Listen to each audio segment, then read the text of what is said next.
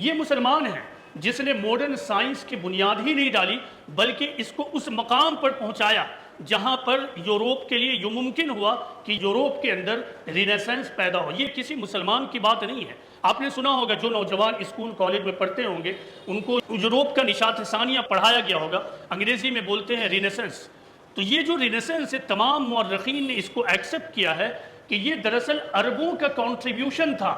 جس کی وجہ سے یوروپ میں رینیسنس پاسبل ہو پایا۔ آپ کتابوں کو اٹھا لیجئے، مثلا ایک مشہور سائنٹسٹ ہے اے ہمبولڈ، انہوں نے یہ لکھا ہے کہ it is the Arabs who should be regarded as the real founder of physics، یعنی یہ دراصل عرب سے، دوسرے لفظوں میں کہہ سکتے ہیں دور اول کے مسلمان، یہ دراصل مسلمان ہیں جن کو حقیقی معنوں میں فزکس کا بانی کہا جا سکتا ہے۔ اسی طرح فلپ کے ہٹی کی مشہور کتاب ہے the history of the Arabs, اس میں اس نے عرب کی پوری تاریخ کو جمع کیا ہے، اچھی بری تمام چیزوں کو۔ اس کتاب میں اس نے یہ لکھا ہے کہ